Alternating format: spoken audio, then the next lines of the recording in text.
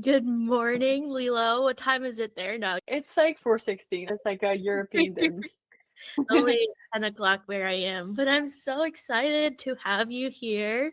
Thank Lilo is one of my close friends, and we've been working together. We've been grid working together and really doing this Ascension thing together and connecting the network. I wanted Totally. to really feature more spiritual practitioners, more grid workers in my channel, like women with different voices that has been doing this spiritual work and navigating through our 3D everyday life, leaving the matrix and all of that other stuff. So it's just going to be like a hangout today, just in my hoodies and PJs.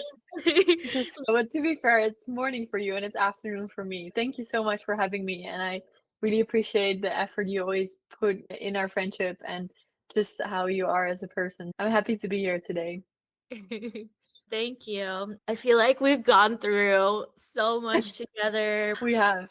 It has been quite a year. I've only known you a year, but it feels like a decade because there's so much going on the grids, on Ascension, personal changes. But you were one of the first people to motivate me to start my own business and pursue a holistic coaching degree and really get out there and start something for myself. What a wild ride. I feel like we've really grown a lot just from the beginning of when we first had our first session and just Yeah. everyday life of being in social media. You're also a content creator, and now you have your consulting business. You're seeing a lot of clients while navigating your 3D life. But Yeah. it's definitely difficult, like that transition from being in the 9 to 5 to being independent and really trusting yourself that you're going to be okay. So, what are some highlights ever since you transitioned in this way of living? It's still a little bit daunting sometimes. I'm not gonna lie. I will always share truth in that way, but it's just really funny to me how I could meet the right people. I saw you on TikTok and now we're here talking. It's just a surreal moment on its own. But I'd say the most is just being free in a way, like just choosing what I want, but also allowing myself to become creative and calling myself an artist next to a holistic coach because we Mhm. are visionaries and we have a lot of talent in ourselves, but we often diminish this. And right now, I'm participating in a challenge with 1,600 others online, posting content every day in the most vulnerable way. It's just so beautiful to see how I have the time for this and to show up for other people and seeing their shadows, but also my own being illuminated and being set in the light, and everyone is so appreciative. So I'd say just being able to do what I want and voicing my opinion out loud without being fearful for it. Oh my gosh, I love that you're doing that challenge. Was his name? I know his username was Yeah, Isaac. Yeah, I saw his first video. I was like, I feel like I should do this too, like being vulnerable. I really like that you guys are doing that challenge and really sharing the ugly truths about spirituality and not just the high vibe stuff, the really gritty difficult things that we go through. The more open we are, the more vulnerable we are to people. It gives them permission to also open up about their experience. For totally. you, what was the catalyst moment for you, if you can recall?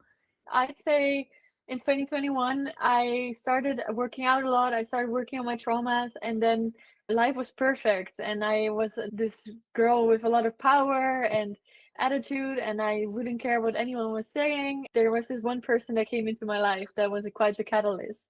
And I started seeing numbers. It was just a nudge from the universe, from the divine, to look into myself, to really go from external views and what I've been learning and picking up on my personal training Mhm. and my growth to take it to a spiritual level because I did grow up Catholic, but I always felt a bit awkward following the Bible or going to church. It was never for me. I was quite atheist, quite a feminist, and very political, very active nationally in politics.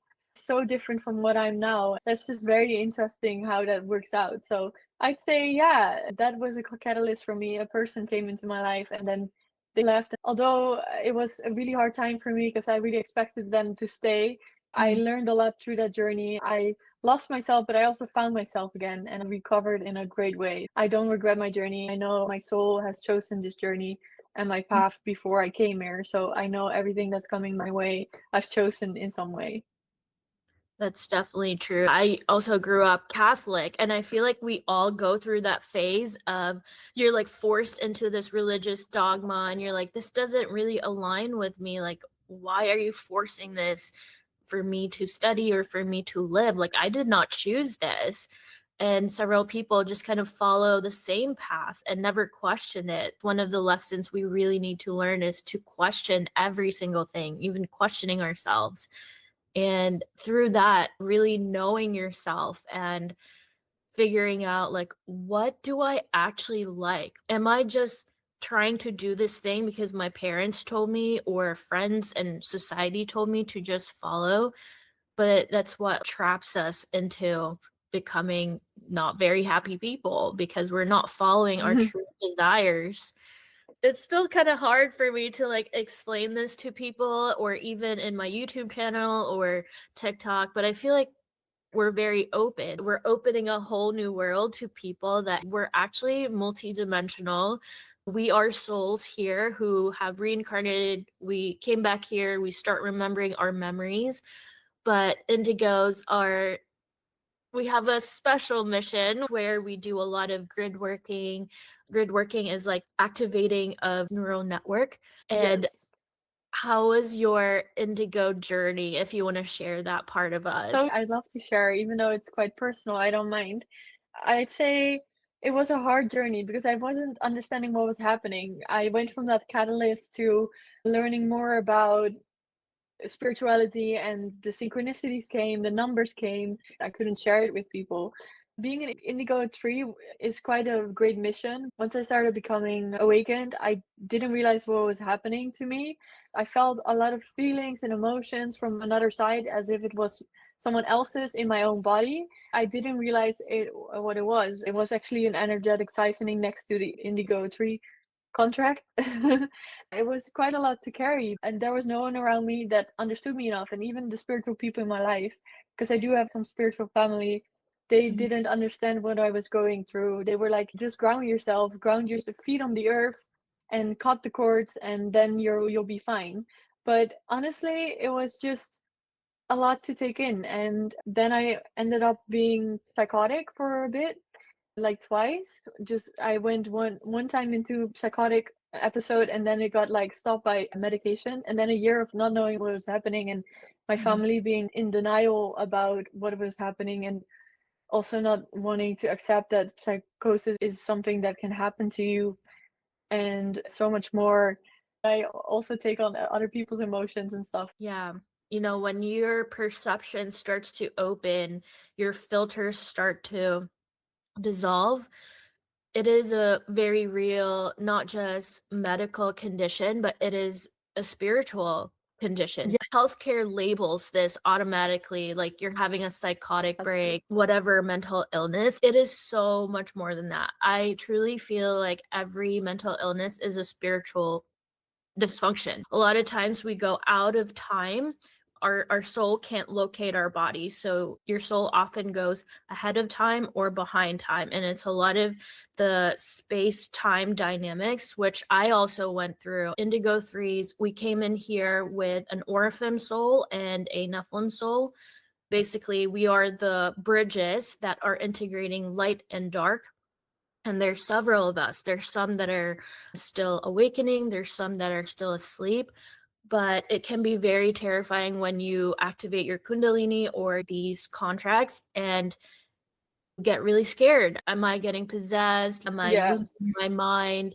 It's reorienting yourself back in space time and creating your protective shields because we're not just living in 3D space. There's several people now experiencing these things. It's really important to share our experiences with other people. And the Yeah. more that we ascend, you know, as a planet, as a collective, many more people will go through this. Awareness is very important because even if we are still doing grid work, we're transmuting a lot of collective energies. We're a lot happier now than when we started. Yeah, I even got a message today from God that actually we're outnumbering the awakened people. And honestly, that felt so good to me to know that we're actually starting to wake up globally. It was destined, obviously, with the age of Aquarius, but it's Mhm. just very important for people to rise up in knowledge because a lot of the knowledge out there is still quite basic. And that's why I felt very attracted to your page. It was sharing so much more, and I was really on a journey to seek truth in a way that no one could understand. They couldn't understand the journey I was on because you were explaining that I was between good and bad, the dark and the shadow and the light. Mhm. They came together, but I was battling them both and doing my shadow work, but nothing was really working. And I wasn't shielding myself because no one around me knew how to shield. And then when I came to you, you were like, it makes sense why you were feeling possessed or why you were feeling like you were carrying another body with someone because you are an Indigo 3 and you carry a contract and you're gonna explore more. And you said that my destiny had changed. And I remember being so freaked out and triggered after our session with everything coming at me because it was so much to take on. And I started really awakening, like the true awakening and not the fake awakening and false light awakenings. So it's definitely very important that we put out this knowledge and that we are gentle with ourselves. For sure. It feels like your mind literally, you go from having just five perception to now like your whole field of awareness is open. And the same with me when I was going through my contracts and awakening my perception, I had to really seclude myself because it is so disorienting. You're getting vertigo because your body can't locate in space time. Your radio signal is now broadcasting wide open. Yeah. And you're hearing voices, you're hearing all kinds of things. Your eyes are getting more sensitive. Just everything is so wide open. And in my case, I in the psych ward, I was also dealing with the fact that there were other people that were facing these issues as well. It's not just your family or those around you that don't recognize you. It's also the position you can be put in if you are not with trusted people and a new environment going through that part. Yeah, and I've seen it over and over again with healthcare. When I was working there, we have patients that are really anxious, they're really depressed, like they're really heightened emotions. Doctors can take them away from their families and they can call the cops and send them to the hospital. They can put you in the psych ward for however long they feel the need to. That creates an even more vulnerable position for the patient. And Totally. there's so much energetic things that goes on in the background that science still can't understand, but it's through us, the healers, that we've gone through the hardships and we understand the spirit realms and we understand earthly realms, that it all coexists together. And even yesterday I went to see Tron. It was like back to back, just like trailers of Back to the Future, trailers of Avatar, Wizard of Oz. It's like the type of propaganda that they're flashing of people Mhm. waking up. It's like, time to wake up, people, time to wake up. And like more and more of these social media stuff, it's really accelerating the global awakening. And we've known about this for years, but now we're seeing all of the panic with people like what is happening, like aliens and all of that. It's like, yeah, we're all aliens. We all have our starseed little identification if you want it or not. I also wanted to ask you, because I know you're very into quantum mechanics, how do you think spirituality and science are going to bridge together? Ooh, I think science is still very behind, but I think everything is like math and physics and even spirituality. Like angels are really angles. just configurations of frequencies and 369, just like what Tesla said, everything is vibration, frequency, and energy. What we think is spiritual, like, is all math sciences, but it definitely kind of bridge together. But we're getting there. I think we're still very young. Just like yesterday, I was talking to one of my friends about the trees, right? The trees is very, very advanced too. Like, they have blockchains and blockchains of just their different systems, their root system. I was seeing this tree in Africa. It's like the tree of life, just like where our genetics come from, because our DNA is like the USB where it holds all of the timelines, it holds several events in the past histories. So when we can activate these lands again through grid working, it's almost like we are that acupuncture within Gaia's lands, and we're transmitting our frequencies and energies. So it wakes up the planet a lot faster, and that's why we're seeing a lot of these calamities now.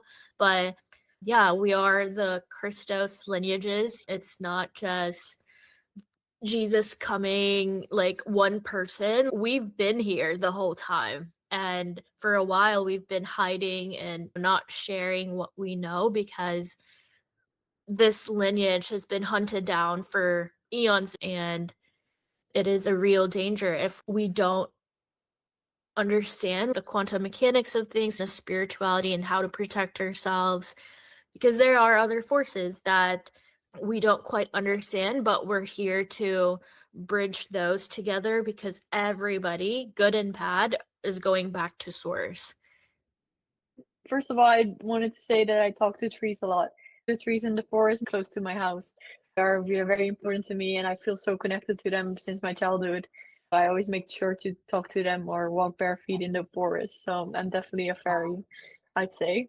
I vouch for energetic protection so much because it really was a game changer. I really needed a safe space around me in my Merkaba to really be able to process all these emotions and the contracts that I was going through, but also grid working has really changed for me a lot. And I've learned how to do it online. I've learned to do it in public, and you've definitely helped me also understanding what was going on. I still have a lot of things going on in my body that I very rarely comprehend the half of the conversation that is going there. Celine always helps me out and answers my questions when I don't understand it myself. But I do believe that self-sovereignty is the ultimate goal here.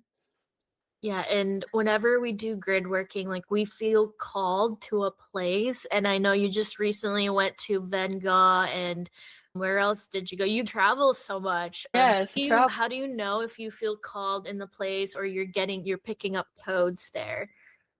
Well, with the Van Gogh thing and the Kruller-Müller Museum, which is a museum in the Netherlands next to Amsterdam Van Gogh Museum, I'd say it's actually not always clear to me. Sometimes I go there. Celine asked me once to go to a museum library and sit there, but a Van Gogh museum was something I felt called to go to with a friend. I was there and I felt this calling to exercise my grid work prayers and the things that I do, the procedures that I do to clear the space. And when I was doing that, I asked Celine, okay, what am I doing? I'm working here and I don't understand what's going on. And she was like, it's actually your Starry Night Dark Firmament activation. And I was like, what is that? I want to know more. Like, I'm so curious. What is happening with Van Gogh? And I had read about it before, but I never understood that it was actually something so sacred. Because I also have seen the Starry Night in New York, and I have a special connection to Van Gogh as he's also Dutch, my father's favorite painter. He even painted some paintings. So it felt very right to me and like called that I was the one working on these paintings. And I don't think a lot of grid workers work on paintings. Like, never heard that before, but I was standing there and I got so emotional about how beautiful these paintings are and how many codes they carry. And maybe you can explain a bit more about the codes? For sure. The Rainbow Bridge, we're all different souls that form this rainbow bridge. We are bringing heaven to earth. And so, me and Lilo, we're working a lot on the blue line, a lot of the Emerald founders, just like Yeshua, Buddha, like we all follow that soul lineages. It doesn't follow bloodlines, but it follows soul lineages.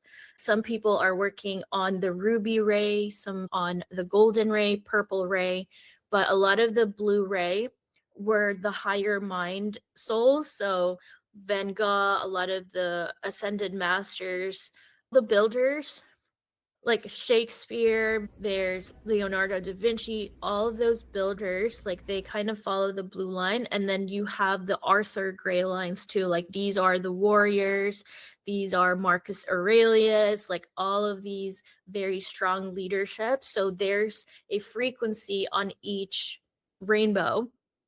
And that's how our souls, I think of it as like Harry Potter and like the team Ravenclaw, team Gryffindor, there's the Slytherin and Hufflepuff. We're Ravenclaw, but after that it all kind of mixes together when you integrate more of your colors, and eventually you can feel every resonance of every color of the rainbow. Going back to the Starry Night, it is a connection to the Emerald Guardians mission that we upgrade this planetary restoration of what we call a coronasphere that includes the Holy Mother Sophia's Magi Grail Queen's architecture.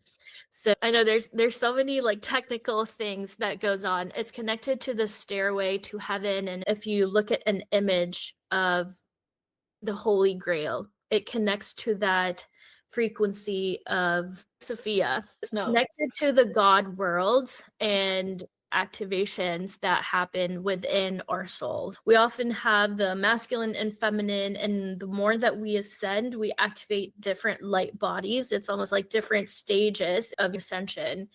And eventually your soul becomes more complete. You pick up different fragments of your soul, and then you get plenty of activation. For me, I was getting a lot of my activation where my feminine and masculine start to merge as one.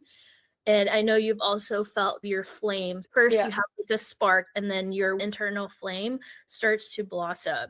You have love, will, and wisdom. It becomes 2 flames, then 3 flames. You activate your solar daughter codes, and then there's so many like different jargons when it comes to ascension. But eventually, the more embodied you are, your whole soul, you find your tribe, right? You find the people that you were meant to be here. And that's what we're doing. We're helping with the bifurication process of these timelines. We're transmuting all of the pain and suffering in the world so that we can really start healing the planet. And yeah, definitely, because since I had the Starry Night activation, I've been feeling the energy surge through my body. My skin is shedding on my fingers at the moment. It's just very intense activations that I go through, which I don't mind doing, but it feels sometimes being like a secret spy because I'm living this life with activations while also trying to live my own life and my own goals and chasing my own goals and being like of service for God, but also the collective. It feels very good to give in that way, but it also can be quite challenging to be so tired. Like I said, it doesn't matter. It's okay. yeah, and you really have to hold that reverence, compassion, and forgiveness. I'm not just here for myself, like I'm really here for the planet. I'm here for other people. And you don't notice it, you don't see it if you're still asleep. Only when you really wake up, it's like, wow, I feel so tired. I must be transmuting something. There are days when you're bedridden because a lot of the density in you is shedding so that you can hold more of this light. And especially if your Kundalini is activated, it's just like power surges after power surges, and you just have to really deal with them and ground yourself. You really need to learn how to not just ground yourself from the down part, but also from the upper part, and make sure that your protection is on point because you really need that downtime to make sure to take care of yourself, not just like mentally, spiritually, but also physically. Like and working with weight training has helped very much, for example, to feel better about myself. I think that's also something that we should bridge. Like we should bridge to come together not just spiritual knowledge, but also working out to gain a strong body and mind and soul. Yeah, I definitely need to do my Kundalini yoga in the morning because my back would be so stiff and hard. Like, I really need to move that energy. Or before bedtime, I do my Kundalini practices or yin yoga. Yin yoga is so beautiful. Even just walking, because when energies get stuck in our body, that's when you start having diseases, you start having ailments in your body. But yeah, it's definitely the embodiment and mixing everything together. You create your own practices.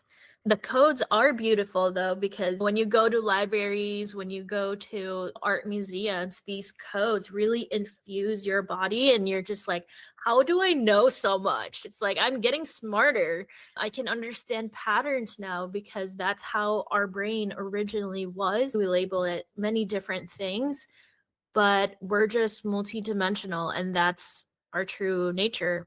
Some of us, our souls didn't originate from here. We're star seeds or different light beings that were here. We're not alone in this earth. Even animals are going through ascension too.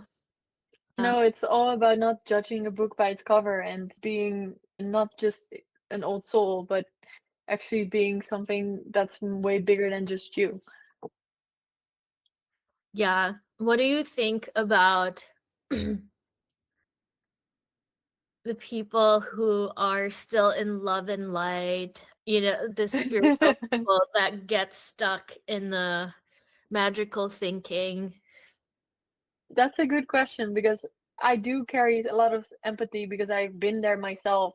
I got stuck in the tarot cards and I got stuck in the twin flame thing, the new age spirituality and mainstream spirituality.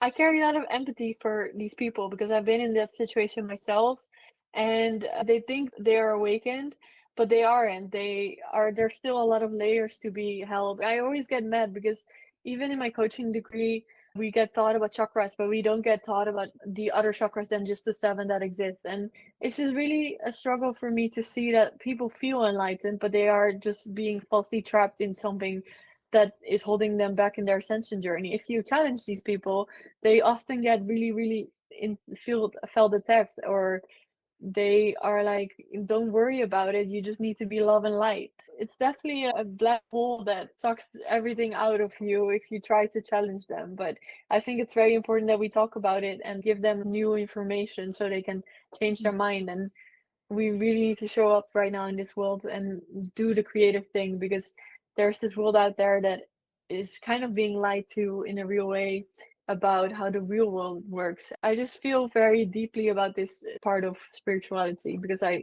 been there myself. You know, when your point of view is only in 5D, you're only looking at floor 4, 3, and 2, and 1. But the more you ascend, then you have more vantage point. Then you understand, oh, okay, this is actually quantum mechanics. This is actually like aerospace. Like, how am I navigating with my body, with my time and space and everything else? Because it affects your ascension. We both ascended quite fast, right? I've been ascending in this year quite a lot and quite quickly. And that can also be kind of dangerous if you go too fast, too quick. At least like we're able to be deeply embodied now. I always feel like it's Yes. really like opening your aperture, like in the camera, you're receiving more light. So it's not necessarily like you're floating above, but it's more like you are expanding, receiving more of this clarity. And when you really start doing shadow work, embodiment, your perception of reality is a lot more clear. You can tell which ones are distortion, which ones are truth. You hear it in people's voices, just the way they move, the way they breathe, because your body starts becoming like the tuning fork.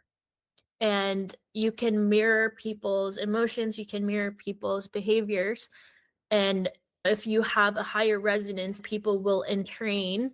It's the quantum entanglement of things. We're like little atoms that are vibrating each other. If your frequency is higher than your family's, of course they're going to get triggered because they're trying to match with your frequency. And that's how everything works, you know, little atoms and all of that. I think we forget about the science aspects of spirituality, but it's good to bridge everything together because our DNA, our cells, proteins, all of these minerals like affect our vessel, our body, and we're here to really master those things. But at least now we're kind of getting more focused on what we are creating because eventually you have to graduate the healing phase. We still heal if there's patterns that detonate in our field, but I feel like when you ascend, sometimes you get triggered. I still get triggered. I know you still do too, but Yeah. we're now more equipped and know if it's, oh, I'm going through a phase, I'm going through a compression, this is an ego death, like it's okay, I know that I will move on to the next. It's not a permanent thing. You can collapse patterns and move on pretty quickly, focusing on building what you're creating and looking forward to a brighter future because we are creating our future. How we perceive ourselves, our inner economy, our inner selves shows up with the outside and mirroring your internal coherence. Yeah, and that brings a lot of determination to really, I really resonate with what you're saying. Like that brings a lot of determination to pursue what you want to do in this life. It's like you don't even have a choice. You're led on a path that your soul wants you to do, and it just gives you that perseverance to keep on thriving, to keep on doing shadow work. There are days that we were talking about where your Kundalini Yeah. activation is just in the way of a normal job. Very important that you are doing the work because your family is going to be frequency triggered by you. You go for a coffee, you shine like crazy, and people are like, wow, who is that girl? Why is she this illuminating and That just like being weird herself? looks. It's a larger thing, and it's something you just can't decide yourself at some point anymore. It just feels like it comes naturally because you follow your intuition and you follow what is grounding you. And Yeah. grounding is when you choose your path. And I also really love that you shared with me your passion with crocheting. I didn't know that crocheting was so much math in it. Like it was all patterns and geometries. I didn't know crocheting was this It's binary it's patterns. actually knitting, but Okay. Knitting. sorry. Okay. Yes, no worries. Yes, but I also know a lot of people that do crochet. But yeah, I love knitting. It was my way of grounding into this reality again and being away for spirituality a bit because I really didn't know how to get back from the mainstream spirituality. I needed a break from that. And Mhm. then I just hopped on a hobby. I just had nothing to do. And I looked at the clock and I was like, I'm so bored. What am I going to do? And this is why boredom is so important because nowadays we're stuck with our Discover phones and something. yeah, go out without your phone and do something that you never do and be annoyed at it and try it again because then you will really find out. And now I'm like a proper knitter. I've knitted like 4 sweaters, I knit Wow. hats, I knit tops, and I really love using quality yarn. But it's also just really fun because online there's this community of all these women or girlies that really love knitting and they are all doing it so beautifully and dedicated and it just makes you so cozy, like it's always winter or autumn for you. And Oh my I god. knit all year through, so yeah, I definitely recommend knitting. I even have a tattoo of it. It's how far my passion goes. I love it. And I love that it's math because what got me into trading, what got me into crypto also was because of the math. It was like the more that you ascend and expand your consciousness, like the usual boring things, it doesn't entertain you anymore. Like your brain No. wants to do like the harder things like pattern recognition, systems thinking, and it becomes natural to you because now you have the expanded awareness to understand these things. And I love and that it's different patterns, like the math and geometry of it.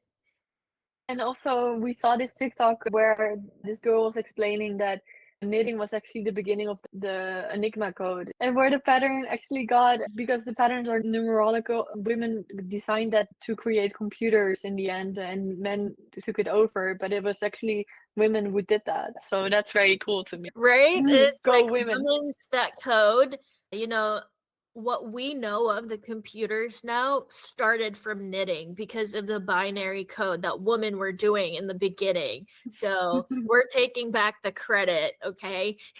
Yeah, we are taking the credit where it's totally deserved. So it definitely something worth mentioning today. In Asia, we have these indigenous groups, or one of our national clothing, it's called like we use the leaves of the pineapple. They scrape the pineapple and we make like our Oh, national clothing out of it, and they would like braid it, and they have like this little tool, but they use like the different patterns. Again, it's all math and geometry that weave together clothing, and that's what they first interesting. started like creating as clothes. And it was really cool that, we don't even notice like these little things of what we wear. Really, like I also sew a lot and my own clothes, and I used to be this girl that had like a world map dress made out of World by map. herself. I would wear that to school and I wouldn't care about anyone saying anything. It's a lot of patterns with lines, and you have to get a pencil and then draw them over. It's a lot of work, but it's so worth it. It's beautiful because there's a lot of indigenous traditions that have led us to be this creative nowadays. We really have to honor our ancestors, but also the indigenous ways of living. Get back to where we are now. I found out that I come from a lineage of 3 or 4 psychic people. All the women in my family were psychic and had premonitions about death, but because of the church, they couldn't really talk about it. They felt there was too much fear-based energy around it. That's why it was always kind of hidden in the plain sight in our family. It's so cool. And, your lineage doing the Enigma code during the war and all of these really cool family histories that you have. And I know you have your family's codex, and a lot of families have these treasured codes within yourself. This could be wealth codes or talents that you get passed on by your ancestors. Suddenly you're like, why am I good at math? Why am I good at pattern recognition and design? Because those are all the traits that you've received from your ancestors. We remember them for all of their sacrifices. And yeah. Just honoring that they also had their fair share of issues and that the trauma goes back many generations. Like, I heard that there are 7 generations, but it goes back way more. So I would actually also want to know, like, what was your favorite part about growing up in the Philippines? Oh, there's so many. I didn't even know how much in a bubble I was because, living in the islands, it was just very carefree. If you've seen Moana, like that was me growing up. I had a tree house. We had different kinds of animals. I was always climbing trees. I grew up in a farm, so it was definitely so much fun, like going joy rides at night, going to the beach. It was really a fun childhood, and we moved here when I was around 16. I went to school here and went to college. It really shaped how I navigate through the world, like how I was very in touch with nature. I was very in touch with playing, and that really shaped who I am today. It kind of goes to show that there's like another world out there next to the US, just shapes your Mhm. reality. It makes you an intercultural communicator between cultures. It makes you Yeah. bridge connections and connect people. That was probably one of the things I'm very grateful for that my parents did for me, not just traveling, but there were international kids at our school. There were Swiss kids, there were Japanese kids. We would have United Nations Day where we would dress up as different cultures. We would learn the other kids' culture instead of bullying them. We welcomed them. It's like, oh, okay, I'm going to dress up as Japan, or I'm going to dress up as a Swedish girl. We would just learn about their culture, and that's how we appreciated everybody where they came from. And, having friends like your culture there, my culture here, being a Filipino, we have that world view of not just politics and all of that stuff. We forget. It's like we're all just kids inside. Playing around, being silly with each other.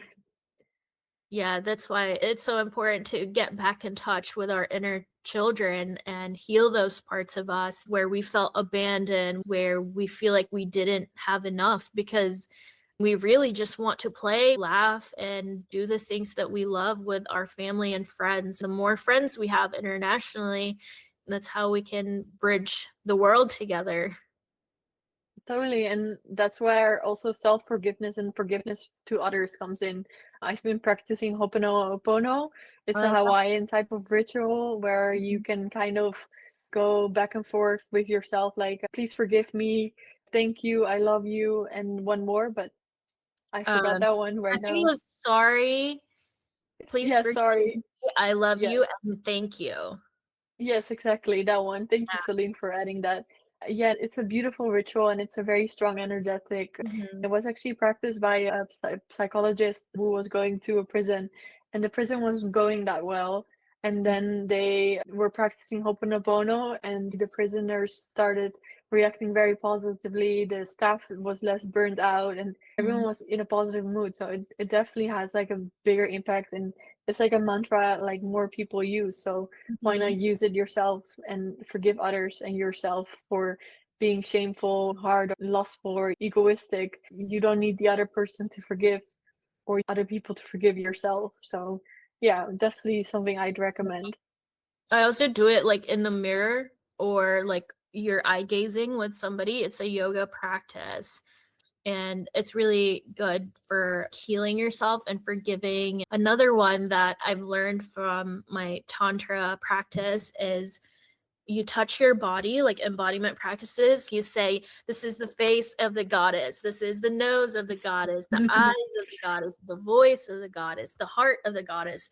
And just remembering this isn't just a body, it is a vessel of the divine. If you're a man, this is the body of God, this is the feet of God. Just remembering that this vessel is holding the divine again. That we are all whole and we are all in light, but we sometimes forget that we need that little nudge to tell us, like you were just saying. I think our generation, I know you do a lot of the Gen Z, I'm more of a millennial. We really all came down here, indigos and rainbow children and other star seeds, to reawaken humanity. Let's elevate our consciousness now.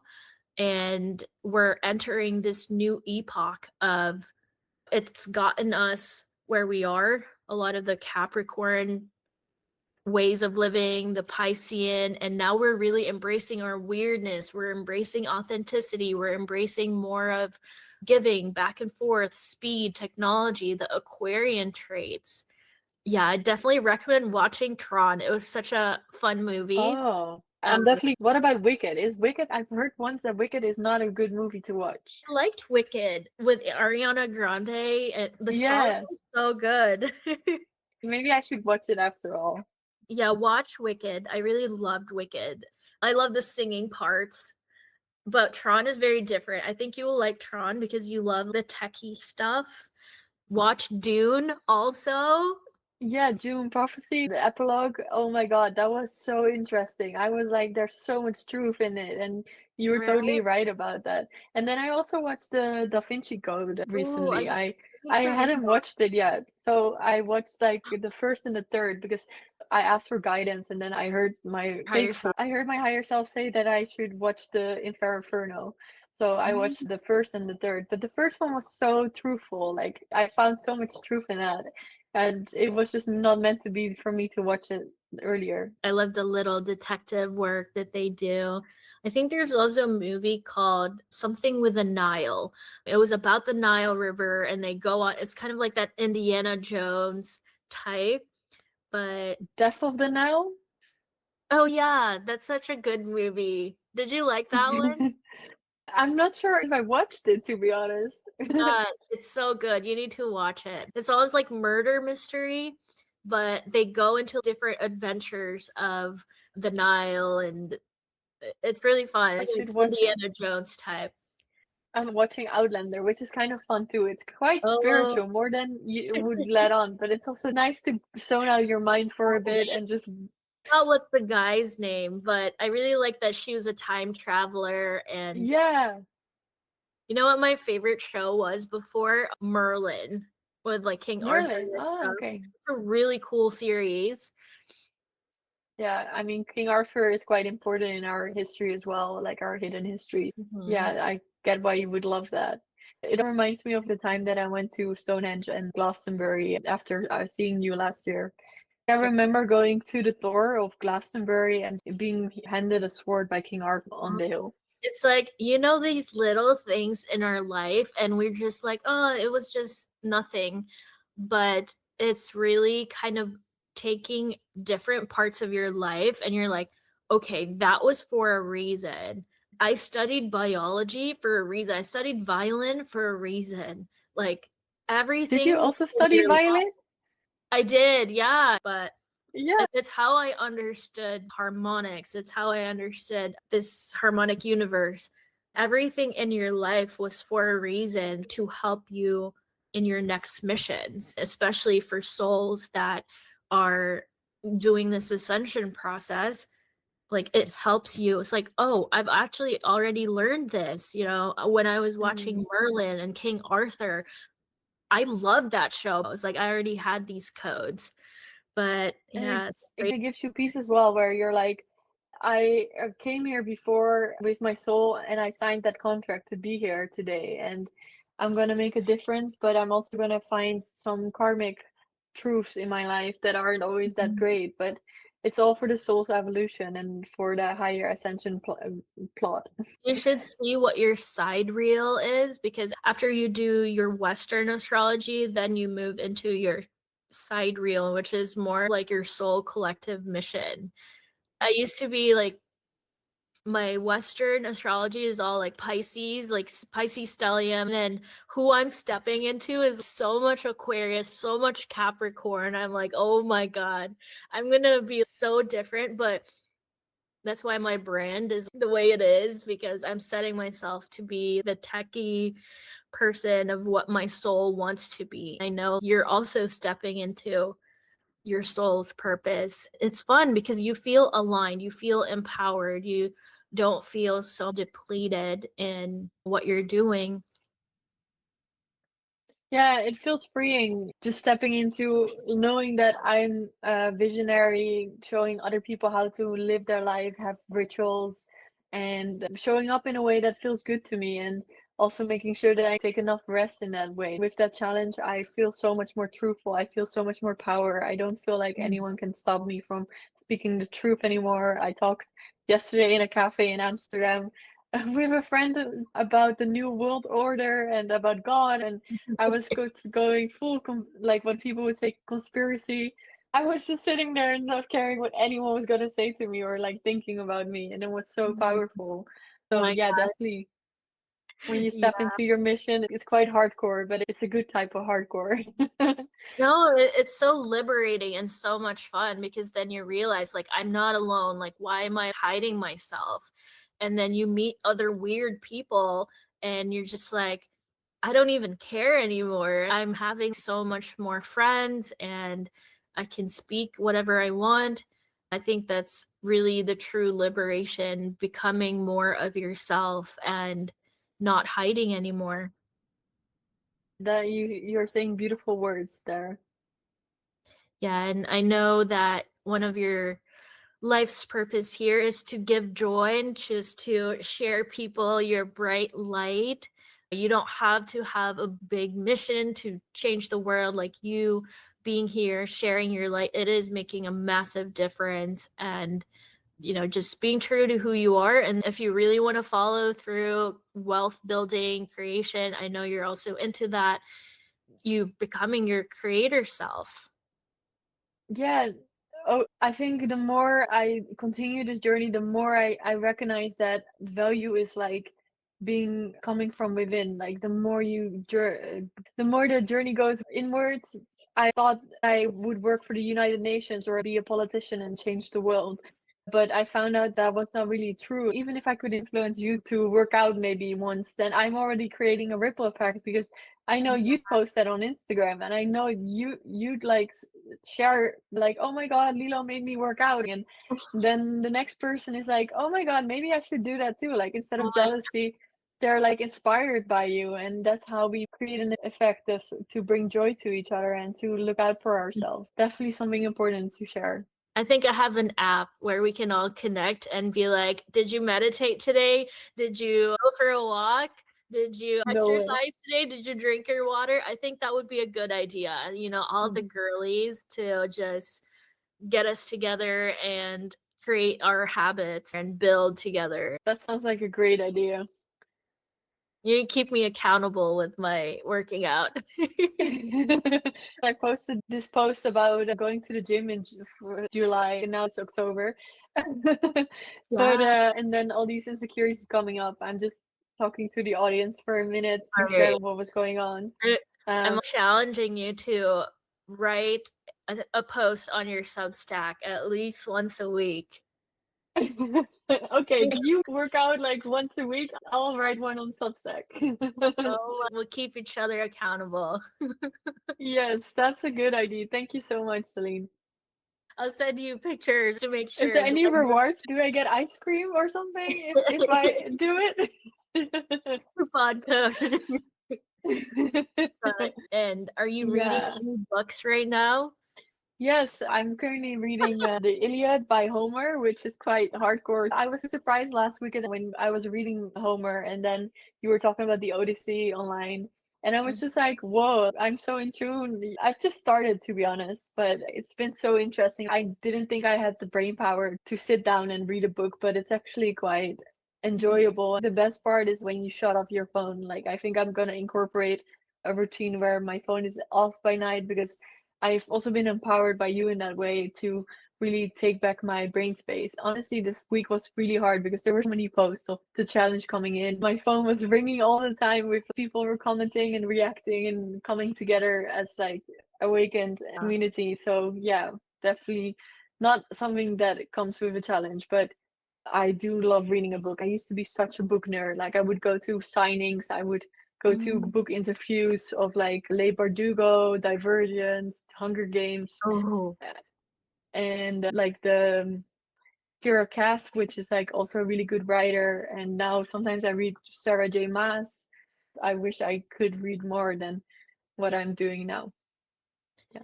That's so cool. And there's so many amazing books coming out now, and I'm glad that people are reading more and more.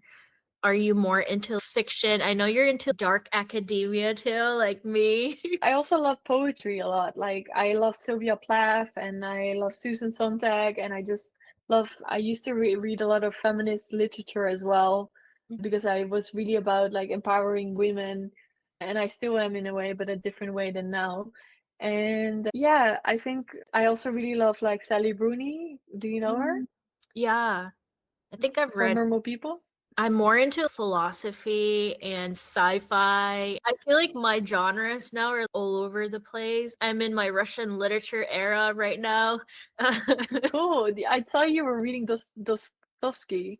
Yeah, it's really dense, but it's really good. And I think everybody should read it. If you really have to go into these books almost like mentally and emotionally prepare yourself because books really change you. Books are portals. I see books as like sacred texts because you absorb whoever was writing it. You absorb their frequencies, their state of mind, everything. And you're entering their psyche, you're entering their world. And yeah, it's transformative when you really create the habit of reading. My goal is to read at least 2 books a week or like 6 books a month, but it's quite hard. How do you keep up though? What works for you to really read 2 books a week? I wake up and it's the first thing I do after yoga or, doing chores. Like I'm listening audiobooks, I'm sitting down, but it's also a part of being a content creator. Being a content creator, you're always researching and you will love learning. Like you will love getting ideas and writing, and that's how you can create your little ecosystem. And the more you learn, the more good information you can give to people, and that's how you can grow your business. Totally. Very inspiring, Celine. We're all helping each other to become accountable, right? Like one ripple effect after the other, and realizing that we can do so much more than what our brain fathoms. I think we need more light in this world because everybody's just so afraid of AI. Everybody's like clickbaity with their videos, and Yeah. I feel like we're all getting tired of it, and we want more substance. We want more truth, more embodiment, more conversations that are just lighthearted. And it's like, just like talking to your friend. And then there's more of us.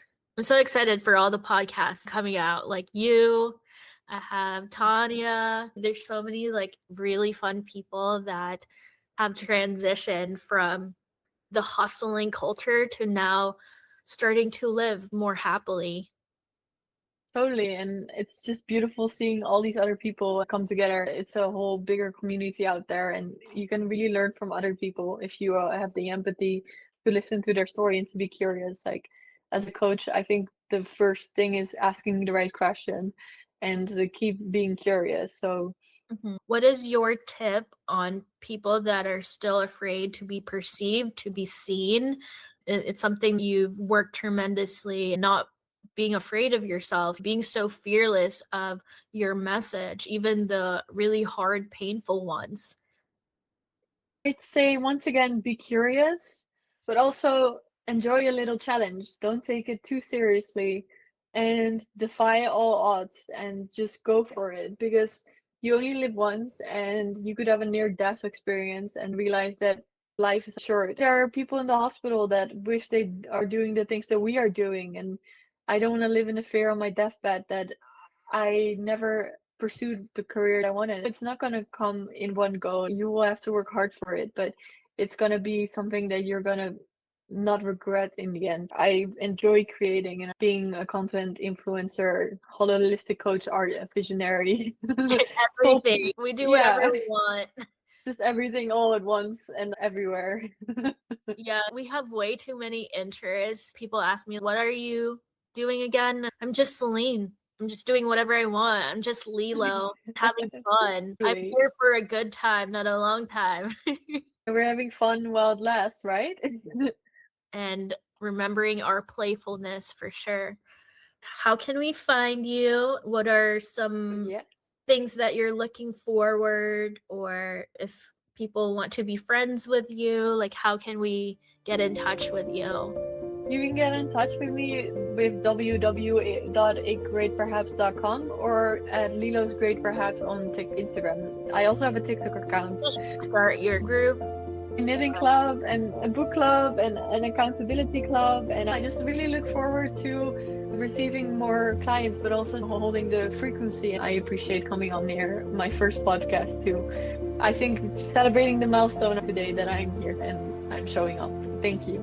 Thank you so much. I love challenging people to share their stories. It's really great to hear about your story, and thank you for sharing, being vulnerable with us, because we want to create a safe space, an open space here. This is like our little portal, and I know there's plenty of codes. Every time we're bouncing off each other, we're talking, like we're entraining other people to feel our frequencies. And we've done a lot of work within ourselves. We've done a lot of grid working, and we want people to also experience the love that we felt. Yeah, and I'd say I saw this quote that like from Jane Goodall, like vulnerability is like the key to apathy, and I think that's very important that nowadays we feel our feels and we take the time to go for a walk instead of our phones and to really not distract ourselves anymore from what's going on inside us. And vulnerability is the key to empathy, right? Yeah. That's such a beautiful quote that we all need to remember, and that is how we can connect with more people that way. Oh, the greatest danger to our future is apathy. Okay. I'm kind of sad that she passed away, but you know, she was one of the women who really did so much for nature, for discovering more things, and I know that many women will do the same. And yeah, I actually saw her live 2 years ago, and she got a prize from the government, the Dutch government, but she didn't really want it. I think she really had a mission with her soul and not with wealth or egoistic reasons to be here today. Not anymore, but yeah. Amazing. Thank you so much for being here with us and sharing your love, your light, your knowledge, and your vulnerability. I'm looking forward to seeing more of your vulnerability challenge. Thank you so much for everything that you do. I love you so much, and I love you. bye. Bye.